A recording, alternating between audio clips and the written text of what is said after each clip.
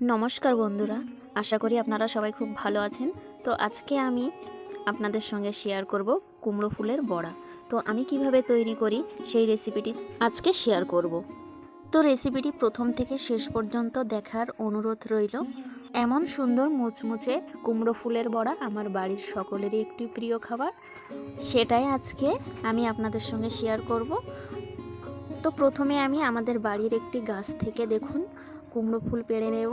এখানে একটা গাছ হয়েছিল, তো অনেকগুলোই কুমড়ো ফুল হয়েছে।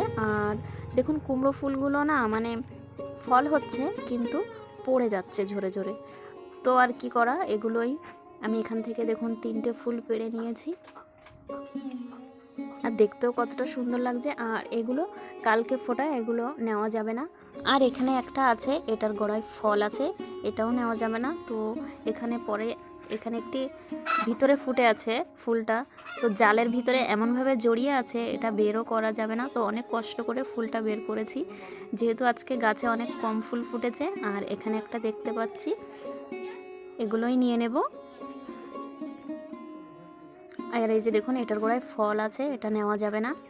তো টোটাল এখানে আমার 5টা মতো হয়েছে, তো এগুলোই আমি নিয়ে নেব। আর দূরে আছে উপরে, এগুলো নেওয়া যাবে না, কেননা পারতেও পারবো না, এগুলো অনেক উঁচুতে।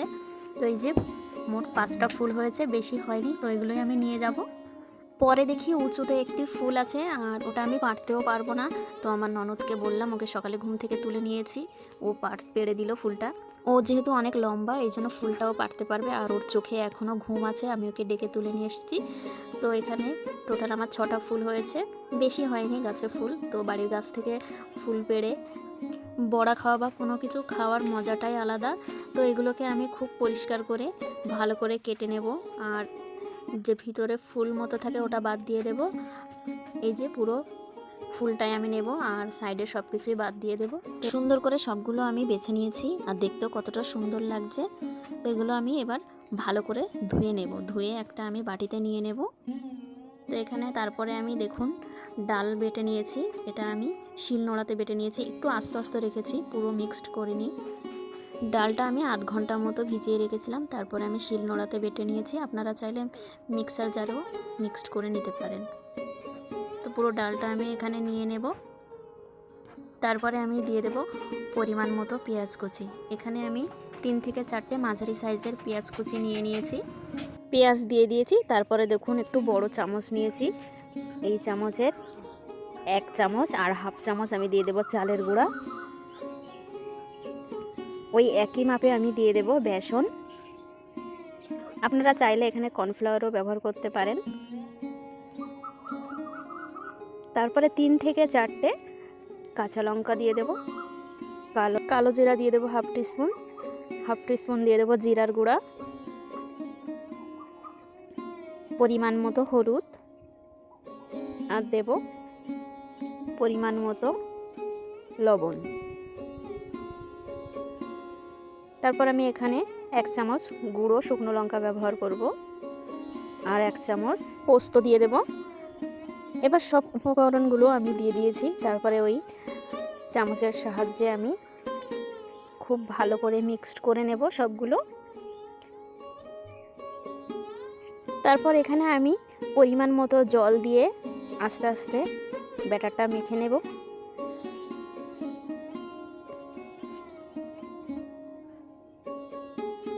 আমি কিন্তু পুরো ঘনও করব না আর পাতলাও করব না, মিডিয়াম রাখবো। তারপরে হাতের সাহায্যে আমি খুব ভালো করে মেখে নেব ব্যাটারটা।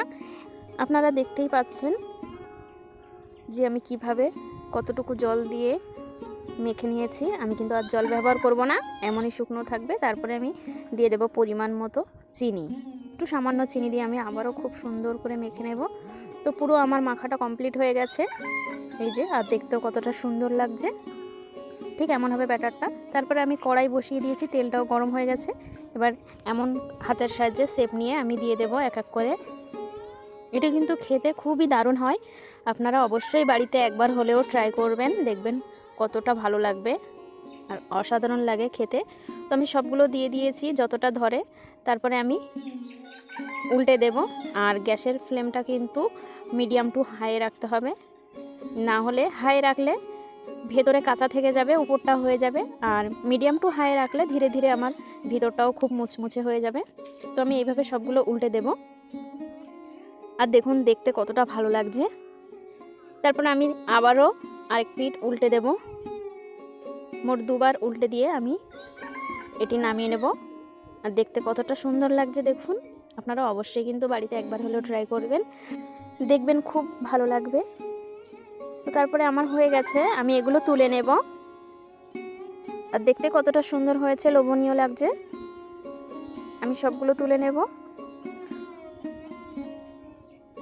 দেখুন কতটা ভালো লাগছে দেখতে, দেখতেও যেমন লাগছে খেতেও কিন্তু অসাধারণ লাগবে।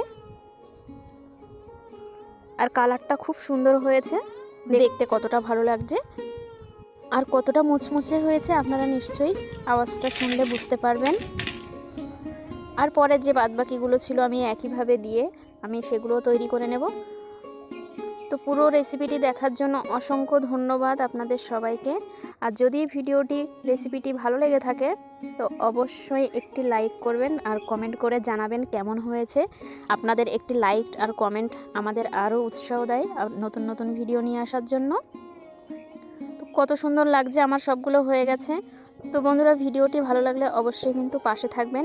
আর এমন নতুন নতুন ভিডিও পাওয়ার জন্য অবশ্যই বন্ধুরা চ্যানেলটি সাবস্ক্রাইব করে রাখবেন, পাশে থাকা বেল আইকনটি প্রেস করে রাখবেন যাতে সবার আগে আপনার কাছে ভিডিওটি পৌঁছে যেতে পারে। আর আমাদের সঙ্গে থাকবেন। তো দেখুন কতটা সুন্দর লাগছে আর কতটা ভালো লাগছে। আমি অবশ্যই একটা ভেঙে দেখাচ্ছি আপনাদের কতটা সুন্দর হয়েছে, ভেতরটা কত সুন্দর লাগছে দেখতে। খেতেও কিন্তু বেশ মজার হয় এগুলো আর দারুণ লাগে। তো অবশ্যই বাড়িতে একবার হলেও ট্রাই করবেন বন্ধুরা। আপনারা সবাই ভালো থাকবেন, সুস্থ থাকবেন, আমার পাশে থাকবেন। আবার দেখা হবে নতুন কোনো ভিডিওতে।